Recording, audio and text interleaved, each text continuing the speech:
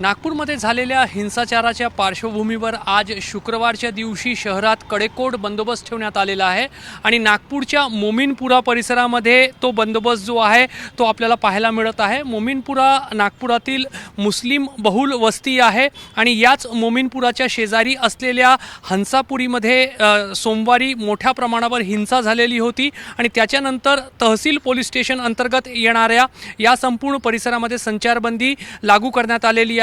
काल नागपूरच्या पोलीस प्रशासनानं आणि जिल्हा प्रशासनानं काही प्रमाणावर संचारबंदीमध्ये शिथिलता दिलेली होती, मात्र तहसील पोलीस स्टेशन अंतर्गत आणि सोबतच गणेशपेठ आणि कोतवाली पोलीस स्टेशन अंतर्गत कुठल्याही भागात शिथिलता देण्यात आलेली नाही आणि तिथलाच हा एक भाग आहे मोमीनपुरा।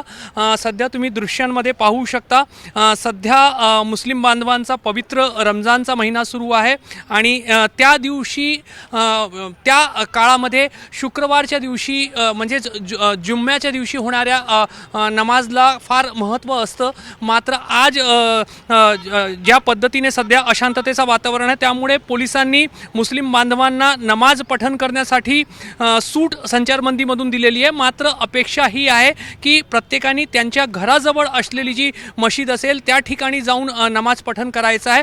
फार अंतरावर च्या मशिदीपर्यंत जाण्याचा हट्ट जो आहे तो लोकांनी करू नये अशा पद्धतीची पोलिसांची अपेक्षा आहे। दृश्यांमध्ये तुम्ही जे पाहताय हा मोमीनपुराचा मुख्य प्रवेशद्वार आहे आणि इथूनच काही अंतरावर नागपूरची अत्यंत महत्त्वाची जामा मशीद आहे आणि या जामा मशिदीमध्ये शुक्रवारच्या दिवशी नमाज पठण करणाऱ्यांची संख्या खूप मोठी असते। सोबतच रमजानच्या काळामध्ये मोमीनपुरामध्ये बाजार जी आहे ती खूप मोठी असते आणि रात्री उशिरापर्यंत चालते। मात्र सध्या संचारबंदी असल्यामुळे तुम्ही पाहू शकता की या ठिकाणी फक्त पोलीस दिसून येत आहेत किंवा तुरळक वाहन जे आहेत ते बाहेर आपल्याला पाहायला मिळत आहे। ज्यांना अत्यावश्यक काम आहे तेच लोक बाहेर पडत आहेत, त्यामुळे आज मोमीनपुराची ही जी बाजार आहे ती पूर्णपणे बंद आपल्याला पाहायला मिळत आहे, शुकशुकाट पाहायला मिळत आहे आणि पोलिसांचा एक कडेकोट बंदोबस्त जो आहे तो या ठिकाणी आहे। पोलिसांमध्ये नागपूर पोलिसांचे रायट कंट्रोल पथक जे आहेत ज्याला RCP म्हटलं जातं ते आहेत, सोबतच SRPFचे जवान जे आहेत त्यांनाही या ठिकाणी तैनात करण्यात आलेलं आहे आणि जे स्थानिक तहसील पोलीस स्टेशन आहे त्या तहसील पोलीस स्टेशनचे अधिकारीही त्यांच्या पथकासह या ठिकाणी उपस्थित आहे। त्यामुळे एक त्रिस्तरीय सुरक्षा व्यवस्था जी आहे ती नागपूरच्या मोमीनपुरा परिसरामध्ये आपल्याला पाहायला मिळत आहे।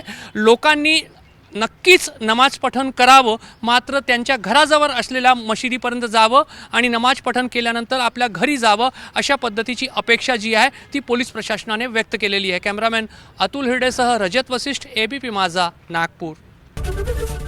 ABP माझा, उघडा डोळे बघा नीट।